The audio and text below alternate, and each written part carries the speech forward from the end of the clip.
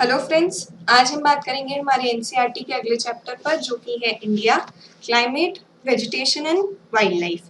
यानी कि इस चैप्टर की हेडिंग से हमें समझ में आ रहा है कि इस चैप्टर में हम स्टडी करेंगे हमारी अपनी कंट्री इंडिया का क्लाइमेट, उसके वेजिटेशन और वाइल्ड लाइफ को। मतलब अब आप अगर समझें इन वर्ड्स को, सबसे पहले इन वर्ड्स की बात करते हैं तो सबसे पहली बात आती है क्लाइमेट की। क्लाइमेट मतलब कि हमारे इंडिया का जो average weather all over the year कैसा रहता है उसके बारे में हम बात कर रहे हैं। क्लाइमेट बेसिकली अगर आप कहें तो क्लाइमेट जो होता है वो एक होलिस्टिक मैनर में स्टडी किए जाने वाली वेदर की ही प्रॉपर्टीज होती हैं। मतलब कि मैं ये कहूँगी कि अगर हम बात कर रहे हैं क्लाइमेट की तो हम ये बता रहे हैं कि हमारी कंट्री का जो मौसम है वो जनरली किस तरीके का होता है। ओके, अब देखिए क्लाइमेट के बाद जो सेकंड वर्ड आता है वो आता है vegetation. So climate and vegetation both are linked to each other. कैसे? जो क्लाइमेट हमारी कंट्री का होगा, जैसे कि फॉर एन एग्जांपल हमारी कंट्री की जब हम बात करते हैं तो हमारी कंट्री का जो क्लाइमेट है वो मॉनसूनल क्लाइमेट है। तो उसकी वजह से हमारी कंट्री में जो वेजिटेशन होगा वो डिसाइड होता है कि किस तरीके का होना चाहिए। तो जैसा क्लाइमेट होगा उसी के बेसिस पे वेजिटेशन होगा।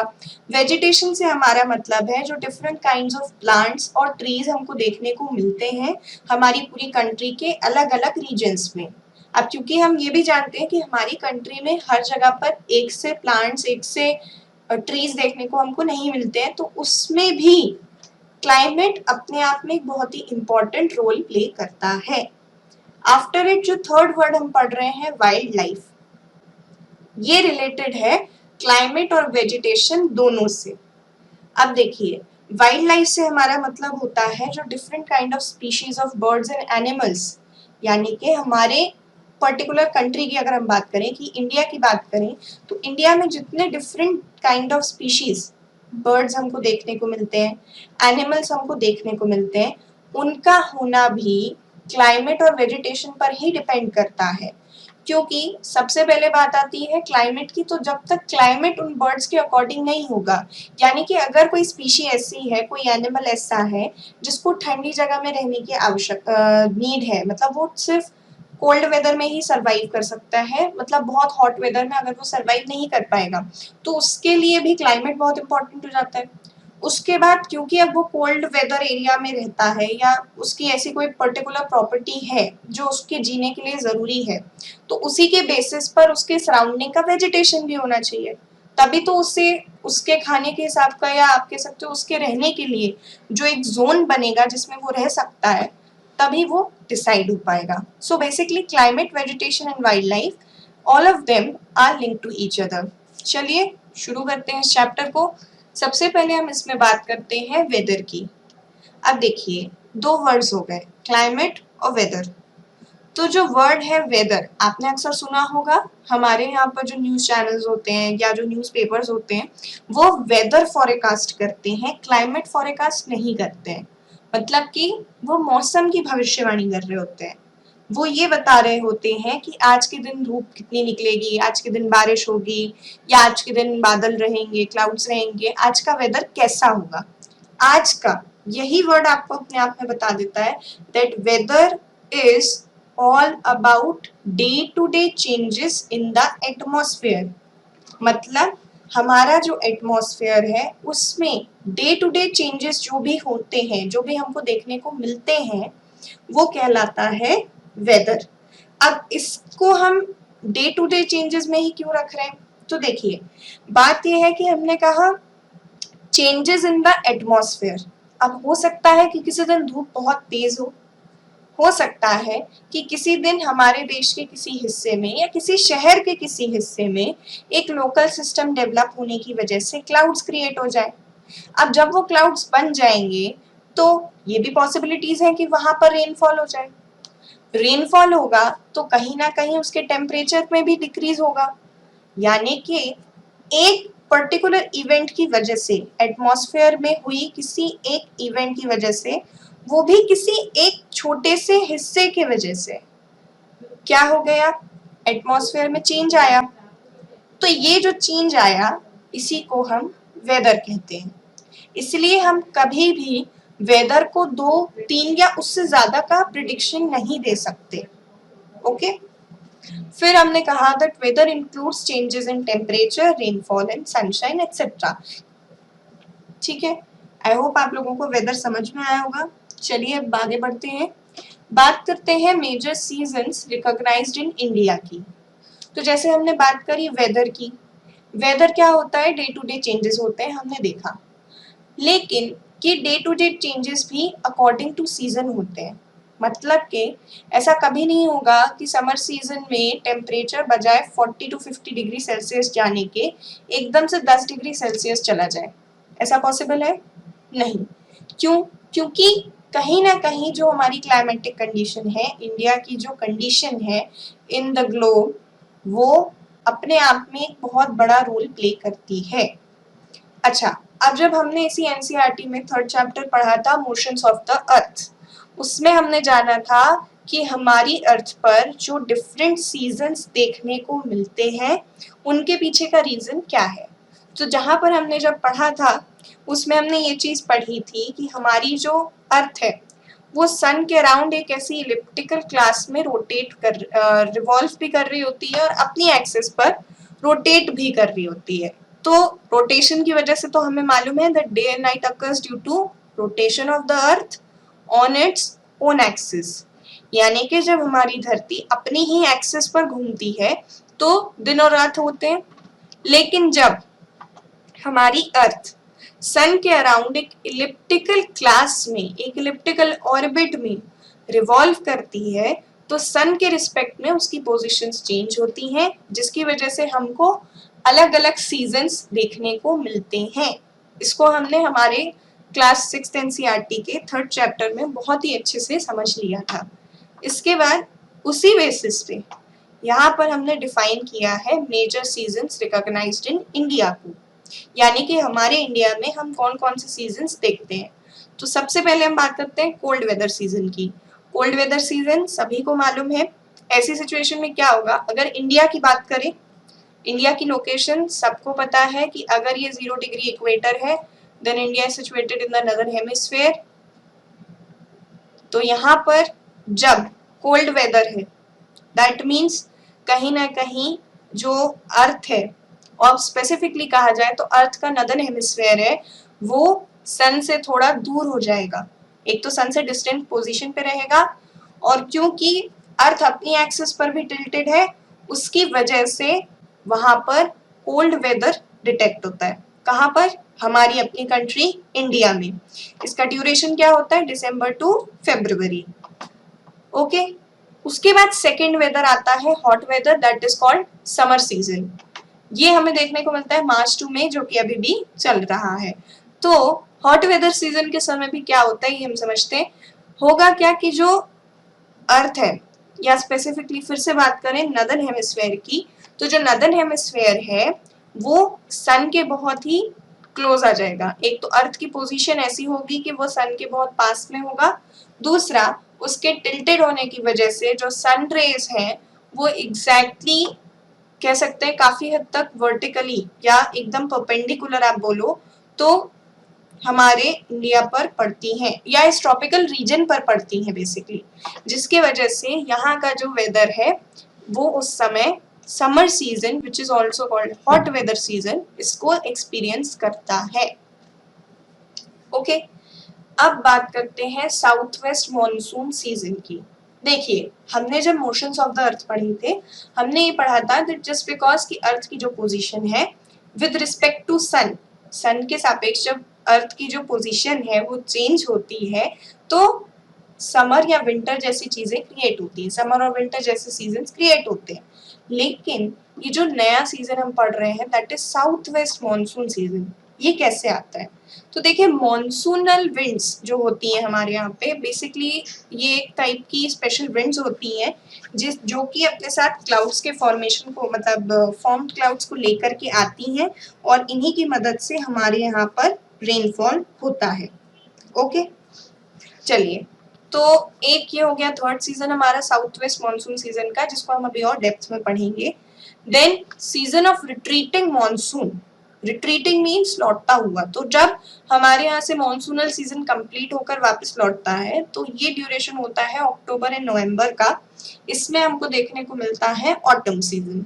सो बेसिकली ये 4 सीजन्स हैं जो हमारे इंडिया में बहुत ही ब्राइटली, हम कह सकते बहुत ब्रॉडली हमको देखने को मिलते हैं। तो इसी के बारे में बात करेंगे थोड़ा सा और डेप्थ में। देखिए सबसे पहले बात कर रहे हैं कोल्ड वेदर सीजन और विंटर की। तो मैंने आपको बताया कोल्ड वेदर सीजन क्यों होगा, क्योंकि सबसे पहले तो अर्थ जो है वो सन से एक डिस्टेंस प्लेस पर है, उसके बाद क्योंकि अर्थ अपनी एक्सिस पर टिल्टेड है, so the sun rays do not fall directly in the region, यानी कि जिस रीजन में विंटर देखने को मिल रहा है वहां पर सन रेज डायरेक्टली नहीं पड़ती। इसी के कारण temperatures are quite low in northern India and also in the northern hemisphere. तो हुआ क्या कि ट्रॉपिक ऑफ कैंसर, अब सबसे पहली बात tropic of cancer 23.5 degree north, तो 23.5 डिग्री नॉर्थ के ऊपर तो कभी भी सन ओवरशाइन नहीं करता, ये हमें पता है। लेकिन जब बात करते हैं कोल्ड वेदर सीजन की तो इसमें जो टेम्परेचर है ये और लो हो जाता है, क्योंकि जो सन है वो उस समय ट्रॉपिक ऑफ कैप्रिकॉर्न की तरफ होता है और वो ट्रॉपिक ऑफ कैप्रिकॉर्न के टुवर्ड शिफ्ट हो रहा होता है शाइन करने के लिए। ओके, तो ये बात हो गई हमारे कोल्ड वेदर सीजन और विंटर की। फिर बात करते हैं हॉट वेदर सीजन और समर की। तो इसमें क्या होगा, जस्ट कोल्ड वेदर सीजन का ऑपोजिट हो जाएगा, sun rays more or less directly fall in this region, यानी कि क्योंकि ये एक तो distance between the earth and sun is less, पहला रीजन। दूसरा टिल्टेड होने की वजह से northern hemisphere is towards the सन, तो जो सन रेज है वो और ज्यादा इस पर डायरेक्टली पड़ती हैं, तो जब सन रेज बहुत ज्यादा पड़ेंगी तो टेम्परेचर अपने आप बहुत ज्यादा बढ़ जाएगा, उसकी वजह से क्या होगा, हॉट वेदर सीजन या फिर समर सीजन होता है। अच्छा, समर सीजन की जो एक बात हमको याद रखनी है वो ये याद रखनी है that the hot and dry winds called लू ब्लो ड्यूरिंग द डे। मतलब कि अभी जो हमारा समर सीजन चल रहा है, जब इसमें दिन के समय हम बात करें तो लू is a kind of local wind, जो विंड सिस्टम आप पढ़ेंगे तो आपको पता चलेगा कि लू is a kind of local wind जो कि हॉट एंड ड्राई टाइप की होती है और दिन के समय ये ब्लो करती है। ओके, सो ये बात हो गई एक स्पेसिफिक हमारी हॉट वेदर सीजन और समर की, और इसमें भी स्पेसिफिक इसकी जो स्पेशलिटी है वो है लू। चलिए तो आगे बढ़ते हैं, फिर बात करते हैं साउथ वेस्ट मॉनसून सीजन और रेनी सीजन की। देखिए मैंने आपसे कहा था मॉनसूनल विंड्स होती हैं एक तरीके की, तो होता क्या है कि ये जो मॉनसूनल विंड्स होती हैं they blow from the Arabian sea and bay of Bengal towards the land. मतलब कि अगर हम बात करें हमारे इंडिया की, हमने लास्ट चैप्टर में जब इसकी लोकेशंस के बारे में पढ़ा था, ये हमारे इंडिया का पेनिनसुलर रीजन है जो कि 3 तरफ से वाटर बॉडीज से घिरा हुआ है। पेनिनसुलर रीजन उसी को कहते हैं जो 3 तरफ से वाटर बॉडीज से घिरा हुआ हो। तो अगर हम बात करें हमारे इंडियन पेनिनसुलर की, तो यहाँ पर हो गया हमारा अरेबियन सी और यहाँ पर है हमारा बे ऑफ बंगाल और यहाँ नीचे है इंडियन ओशन। तो इंडियन ओशन की बात अभी हम नहीं कर रहे हैं, अभी हम बात कर रहे हैं अरेबियन सी और बे ऑफ बंगाल की। तो जब इन दोनों से चलने वाली हवाएं, देखिए अरेबियन सी और बे ऑफ बंगाल से जब विंड्स आती हैं so they carry moisture with them, ये अपने साथ मॉइस्चर लेकर आती हैं, और इन्हीं की वजह से जब ये विंड्स किसी माउंटेन बैरियर को स्ट्राइक करती हैं तो वहां पर रेनफॉल होता है। अब देखिए अगर हम बोल रहे हैं कि कोई विंड अपने साथ मॉइस्चर लेके आई है, दैट मीन्स कहीं ना कहीं वहां पर क्लाउड फॉर्मेशन की बात हो रही है, क्योंकि अगर कोई विंड अपने साथ मॉइस्चर लाई है तो वहां पर एक क्लाउड फॉर्मेशन होगा, और जब क्लाउड फॉर्मेशन होगा और वो क्लाउड्स जाकर के माउंटेन बैरियर से टकराएंगे तो क्या होगा, रेनफॉल होगा। ओके, ये बात हो गई हमारे साउथ वेस्ट मॉनसून सीजन या रेनी सीजन के बारे में।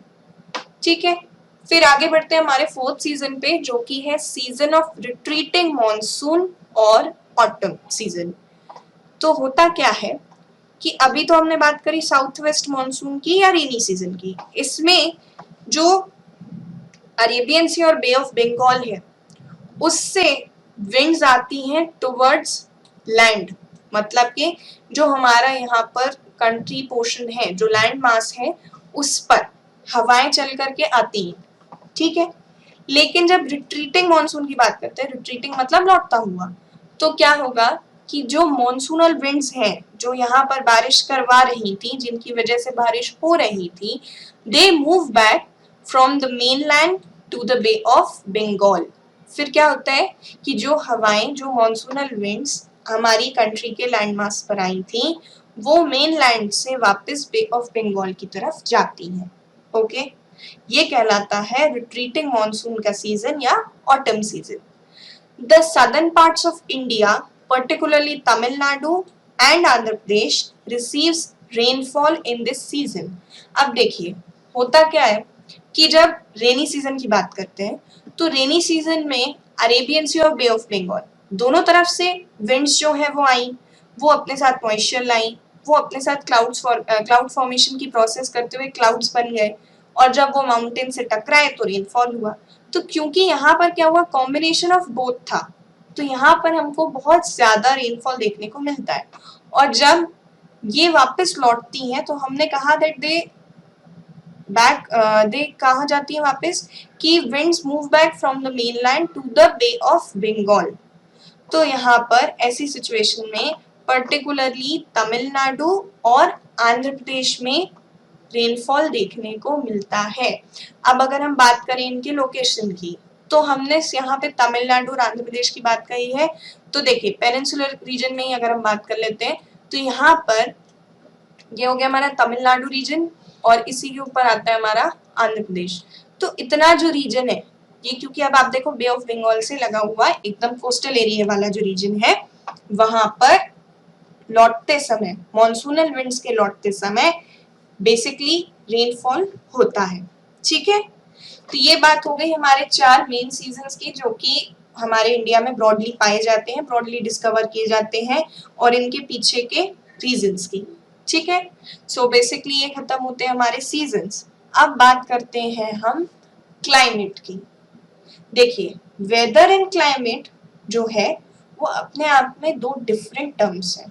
मैंने आपको स्टार्टिंग में भी बताया, weather is all about day to day changes in the atmosphere, जबकि climate is about the average weather conditions which have been measured over many years। मतलब आप समझो कि वेदर कंडीशन यानी कि हर दिन के अनुसार जो भी हमारी वेदर कंडीशंस में चेंजेस थे, सबसे पहले तो उनका एवरेज, और उसके बाद बहुत सालों तक जब हमने इसको मेजर किया, जब हमने इसको देखा, जब हमने इस पे अपना मतलब कह सकते हैं इंस्पेक्ट किया, तब हमको ये समझ में आया कि हाँ हमारे जो इंडिया का क्लाइमेट है वो कैसा है। क्लाइमेट कोई एक दिन की बात नहीं होती, climate is about the average weather condition which have been measured over many years। मतलब कि जो दिन दिन के हिसाब से जो वेदर बदल रहा है, सबसे पहले उसमें क्या कॉमन है, उसमें क्या एवरेज है वो देखते हैं, देन बहुत साल तक, मतलब कुछ सालों का कम से कम एक्सपीरियंस देखा जाता है कि हाँ इस एरिया में ये तरीके का वेदर चेंजेस आपने ऑब्जर्व किए, तो बेसिकली यहाँ का क्लाइमेट ऐसा होगा, ये कहा जाता है। ओके, अब अगर हम बात करें हमारी कंट्री के क्लाइमेट की, so the climate of India has broadly been described as monsoon type. मैंने आपको बताया मॉनसूनल विंड्स होती हैं, तो उसी के बेसिस पे यहाँ पे हम कह रहे हैं the climate of India has broadly been described as monsoon type climate. Okay, now monsoon is taken from the Arabic word mausam which means season, इसको आप याद रखें। उसके बाद देखिए अब मॉनसून की जब हम बात कर रहे हैं, तो मॉनसून मीन्स रेनफॉल। सो यहाँ पर रेनफॉल का एक बहुत बड़ा रोल इसलिए भी है क्योंकि हमारी कंट्री में जो एग्रीकल्चर है वो पूरे तरीके से रेनफॉल पर ही डिपेंड करता है। एंड होता क्या है कि जो हमारी इंडिया की लोकेशन है, हमारा इंडिया कहाँ है, ट्रॉपिकल रीजन में। ओके, और हम जानते हैं कि इक्वेटर के बाद अगर हम बात करें, तो 0 डिग्री इक्वेटर की अगर हम बात करें, तो यहाँ पर सबसे पहले आप ये जान लीजिए कि 0 डिग्री इक्वेटर पर होती है साल भर बारिश। लो प्रेशर बेल्ट की वजह से यहाँ पर होती है साल भर बारिश। तो होता क्या है कि क्योंकि हम ऑलमोस्ट ट्रॉपिकल रीजन में आते हैं, सो यहाँ पर जितनी भी रेन आ रही है, most of the rain is brought by the monsoon winds completely. मतलब हमारे देश में जितनी भी बारिश हो रही है, लोकल सिस्टम की वजह से बारिश होना एक अलग बात है, वो जब आप क्लाउड फॉर्मेशन पढ़ लेंगे तब आपको समझ में आएगा। अगर अभी की बात करें सो ब्रॉडली हमारी कंट्री में होल ओवर वाइज अगर हम होलिस्टिक मैनर में बात करेंगे, then the most of the rain is brought by monsoon winds. और मैंने आपको बताया agriculture of India is dependent on rains. मतलब अगर रेन्स उतनी बेटर ना हो तो हमारे यहाँ का जो एग्रीकल्चर है वो बहुत ज्यादा इफेक्ट हो सकता है। ओके, सो बेसिकली वेदर और क्लाइमेट में क्या चेंज हुआ, अंतर ये हुआ, डिफरेंस ये हुआ कि वेदर जो है वो डे टू डे चेंजेस है, जबकि क्लाइमेट एक एवरेज वेदर कंडीशन है which is been measured over many years. Okay, so ये बात हो गई वेदर और क्लाइमेट की। इसके बाद हम बात करते हैं नेचुरल वेजिटेशन की। देखिए अब हमने वेदर्स पढ़ लिए, हमने क्लाइमेट पढ़ लिया, तो हमें ये बात समझ में आई कि वेदर और क्लाइमेट इन दोनों के बेसिस पर ही जो नेचुरल वेजिटेशन है, यानी कि जो ग्रासेस हैं, श्रब्स हैं, ट्रीज हैं, प्लांट्स हैं, ये सब जिस टाइप के होंगे वो किस पे डिपेंड करता है, सबसे पहले तो वेदर पे, दूसरा हमारे क्लाइमेट पे। तो सबसे पहले बात करते हैं नेचुरल वेजिटेशन की डेफिनेशन की। So the grasses, shrubs and trees which grow on their own without interference or without any help from human beings are called natural vegetation। मतलब कि ऐसी grasses, ऐसी shrubs यानी कि झाड़ियां और ऐसे trees जो कि अपने आप बिना ह्यूमन बीइंग की हेल्प के या उसके इंटरफेरेंस के ग्रो हुए हैं, वो हमारे नेचुरल वेजिटेशन का हिस्सा हैं। ओके, अब इसमें क्या क्या आ जाता है, तो देखिए bushes and shrubs like cactus and flowering plants की बात करते हैं तो वो आ जाते हैं। उसके बाद बहुत सारे टॉल ट्रीज ऐसे होते हैं सच एज नीम, मैंगो और एक्सेट्रा। होता क्या है, इसके अलावा एक और होता है that stand with few leaves such as palm tree. तो ये सारी जो चीजें हैं ये हमारा क्या है, नेचुरल वेजिटेशन है। मतलब बेसिकली ऐसे पेड़ पौधे, ऐसी झाड़ियां, ऐसी घास या ऐसे ट्रीज जो कि अपने आप बिना किसी ह्यूमन इंटरफेरेंस के आए हैं। अब देखिए अगर हम बात करते हैं इसकी, तो हम जानते हैं यहाँ पे वेराइटी ऑफ प्लांट लाइफ हमको देखने को मिलती है। ओके, और बेसिकली अब हम बात करें अगर नेचुरल वेजिटेशन के सिग्निफिकेंस की, तो आप ये समझिए कि किसी रीजन में, अब क्योंकि हमें मालूम है कि अलग अलग वेदर होगा, अलग अलग क्लाइमेट होगा, तो हो सकता है किसी रीजन में अलग टाइप के किसी रीजन में बारिश बहुत ज्यादा होती हो, किसी रीजन में रेगिस्तानी मतलब जैसे कोई रेगिस्तान डेजर्ट वाला रीजन है, कोई रीजन ऐसा है जहाँ पर बारिश उतनी नहीं होती हो, कम अमाउंट में होती हो। सो उसके बेसिस पे वहाँ का जो अलग अलग रीजन है, जैसे बात कर रहे हैं अलग अलग रीजन की, सो वहाँ की प्रॉपर्टीज भी अलग अलग हो गई, तो उसी के आधार पर वहाँ पर वेजिटेशन भी अलग अलग देखने को मिलता है। Natural vegetation is all about nature itself. मतलब कि जो भी क्लाइमेटिक कंडीशन किसी रीजन की होगी वो उसी के अनुसार डेवलप करेगा। आप एक ह्यूमन बीइंग कितनी भी कोशिश क्यों ना कर ले, भले ही आर्टिफिशियल तरीके से या किसी भी सोर्सेस से, वो हो सकता है ठीक है आप कुछ दिनों के लिए वो चीज कर सकते हैं, बट एक नेचुरल वेजिटेशन की अगर आप बात करोगे तो वो चीज क्लाइमेट पर ही डिपेंडेंट है। ओके, सो ये बात हो गई हमारे नेचुरल वेजिटेशन की। उसके बाद इस चैप्टर का जो एक और इम्पोर्टेंट हेडिंग है वो है माइग्रेटरी बर्ड्स। सो नाम से समझ में आता है, इसको हिंदी में बोलते हैं प्रवासी पक्षी। सो प्रवासी मतलब क्या, प्रवासी मतलब वो, या माइग्रेटरी मतलब वो जो किसी एक रीजन से दूसरे रीजन या किसी एक कंट्री से दूसरी कंट्री आते हैं किसी पर्टिकुलर सीजन के लिए, और जब सीजन कंप्लीट हो जाता है तो वापस चले जाते हैं। आपने देखे होंगे ऐसे बहुत से एग्जांपल्स अपने आसपास कभी कभी कि एक बहुत बड़ा झुंड या एक बहुत बड़े क्राउड में बहुत ज्यादा नंबर्स में कुछ बर्ड्स आए, एक पर्टिकुलर सीजन के लिए वो आपके शहर में या आपके देश में आपको दिखाई दिए, and after the season was over वो अपनी कंट्री में वापस लौट गए। ये क्यों हुआ, ये इसलिए हुआ क्योंकि बेसिक इसका अगर आप समझो तो हमने कहा है कि हर इंसान मतलब हर बर्ड्स या एनिमल्स की जीने की अपनी अपनी कुछ कंडीशंस होती हैं कि उनको किस तरीके का मौसम चाहिए, वो उसी के बेसिस पे रह पाते हैं। तो जब जिस रीजन में वो रहते हैं वहाँ का क्लाइमेट या वहाँ का वेदर उनके अकॉर्डिंग नहीं रहता, सीजन चेंज हो जाता है और उस सीजन के साथ उन्हें कोऑपरेट करने में प्रॉब्लम होगी, तो वो क्या करेंगे, वो अपने उस रीजन से निकल करके किसी दूसरी कंट्री की तरफ या किसी दूसरे रीजन की तरफ शिफ्ट करेंगे, माइग्रेट करेंगे फॉर अ पर्टिकुलर सीजन, और जैसे ही वो सीजन कंप्लीट हो जाएगा वो वापस अपने उसी जगह पर आकर रहने लगेंगे। So some birds such as pintail duck, curlews, flamingo, osprey, little stink migrate to our country in winter season every year। अब हमारे यहाँ क्या होता है, हमारी कंट्री की अगर हम बात करें तो ये जो वेराइटी ऑफ बर्ड्स हमने यहाँ पे देखे, ये हमारी कंट्री में कौन से सीजन में आते हैं, विंटर सीजन में आते हैं। ओके, इसके बाद इसमें जो एक और बात ध्यान रखने वाली है वो ये है that the smallest migratory bird little stint weighing as low as 15 grams from Arctic region travel over 8,000 kilometre to reach India।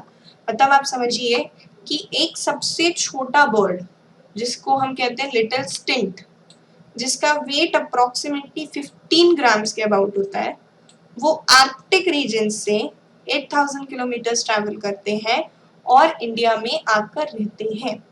Okay, so migratory birds में बेसिकली हमने यही बताया है कि the different variety of birds जो हैं वो आकर के अलग अलग रीजन से आकर के हमारे यहाँ रहते हैं। इसके अलावा जो नेचुरल वेजिटेशन हमने पढ़े उसी में उनकी इम्पोर्टेंस के बारे में बताया गया है। सो बेसिकली हमें मालूम है तक कि जो वेजिटेशन है, या और शुद्ध शब्दों में कहें तो फॉरेस्ट है, फॉरेस्ट से हमें medicine, oxygen, shelter, fodder, fuel, sports goods, क्योंकि आपको वुड मिल गई तो फिर आप स्पोर्ट्स गुड्स भी बना सकते हैं, फर्नीचर बना सकते हैं, रबर, टिम्बर, ये सारी चीजें आप बना सकते हैं, फ्रूट्स, हनी, ये सब अलग बात है। इसके अलावा जो दो इम्पोर्टेंट काम फॉरेस्ट की वजह से हमको हेल्पफुल होते हैं वो होता है सबसे पहला तो सॉइल बाइंडिंग। ओके, तो जब कोई ट्री प्लांट होता है तो उसकी जो रूट्स होती हैं वो उस रीजन के सॉइल को बाइंड करके रखने का काम करती हैं, और साथ ही साथ जब किसी रीजन में एक स्पेशल या एक स्पेसिफिक फॉरेस्ट या एक specific kind of vegetation develop होता है, तो वो क्या करता है, वो वाइल्ड लाइफ को एक नेचुरल हैबिटेट यानी कि उसके आसपास रहने का एक रीजन प्रोवाइड करता है। ठीक है, नेचुरल वेजिटेशन अगर ऐसे देखा जाए तो आप बोलेंगे दैट हाँ ठीक है अपने आप ग्रो हो रहे हैं, बट इनकी बहुत ज़्यादा इंपॉर्टेंस है। क्यों है, क्योंकि अगर नेचुरल वेजिटेशन ना हो तो जो वाइल्ड लाइफ हमको देखने को मिल रही है, जो वाइल्ड लाइफ नेचुरल वेजिटेशन की वजह से प्रोटेक्टेड है, फॉरेस्ट की वजह से जो वाइल्ड लाइफ प्रोटेक्टेड है वो नहीं रहेगी, और उसी के साथ साथ फिर क्या होगा कि जो वाइल्ड लाइफ की डिफरेंट स्पीशीज हम देख पाते हैं वो भी हमको देखने को नहीं मिलेंगी। सो नेचुरल वेजिटेशन ना सिर्फ ह्यूमन के लिए बल्कि हमारी वाइल्ड लाइफ के लिए भी उतनी ही इम्पोर्टेंस रखता है। तो इसी इम्पोर्टेंस के हिसाब से अगर हम बात करें तो इसी इम्पोर्टेंस को समझने के लिए हम क्या करते हैं, कुछ अलग अलग प्रोग्राम्स जैसे वन महोत्सव वगैरह इनको ऑर्गेनाइज करते हैं ताकि जो लोग हैं वो इस बात को समझें कि हमारी अर्थ पर नेचुरल वेजिटेशन की क्या इंपॉर्टेंस है, और उसी के साथ साथ डे टू डे जो भी प्लांटेशन वगैरह जैसे फंक्शंस होते हैं या कार्यक्रम होते हैं उनका ऑर्गेनाइजेशन होता रहता है। ओके, और वाइल्ड लाइफ की हम बात करते हैं तो देखिए माइग्रेटरी बर्ड्स की हमने बात की, माइग्रेटरी बर्ड्स के साथ साथ इसी में आ जाते हैं हमारे wild life. Wild life basically वही कि एक नेचुरल वेजिटेशन की वजह से हमारे सराउंडिंग्स में जो वाइल्ड लाइफ, जो भी पशु पक्षी जिसको हम कहते हैं बर्ड्स एंड एनिमल्स जो रह पाते हैं, जिनकी नेचुरल हैबिटेट डेवलप हो पाती है वो कहलाते हैं हमारे वाइल्ड लाइफ। सो हम जानते हैं, देखिए forest are home to wildlife, सबसे पहली बात तो यही है। उसके बाद थाउजेंड ऑफ स्पीशीज आपको यहाँ पर देखने को मिलती हैं। अब जैसे उसमें से कुछ बहुत स्पेशल होती हैं, जैसे कि आपके गिर फॉरेस्ट में, गुजरात के गिर फॉरेस्ट में आपको एशियाटिक लायंस देखने को मिलते हैं। उसके बाद असम में आपको एलिफेंट और वन हॉर्न राइनोसोरस देखने को मिल जाता है। एलिफेंट स्पेशली अगर आप बोलो तो केरला और कर्नाटका साइड बहुत ज्यादा देखने को मिलते हैं। कैमल्स आपको सिर्फ ग्रेट इंडियन डेजर्ट में देखने को मिलते हैं। ओके, सो इसी तरीके के अलग अलग डिफरेंट और स्पेशल स्पीशीज होते हैं जो कि हमारी कंट्री में पाए जाते हैं due to difference in the climate and vegetation. So मैंने आपको स्टार्टिंग में ही बताया कि climate, vegetation and wildlife, all of them are interlinked to each other इसलिए इनका अपने आप में भी इम्पोर्टेंस है और एक दूसरे के लिए भी इनका बहुत ज़्यादा इम्पोर्टेंट रोल हो जाता है। चैप्टर कंप्लीट होता है। नेक्स्ट वीडियो में आपको मिलेगा इसी एनसीईआरटी का अगला चैप्टर।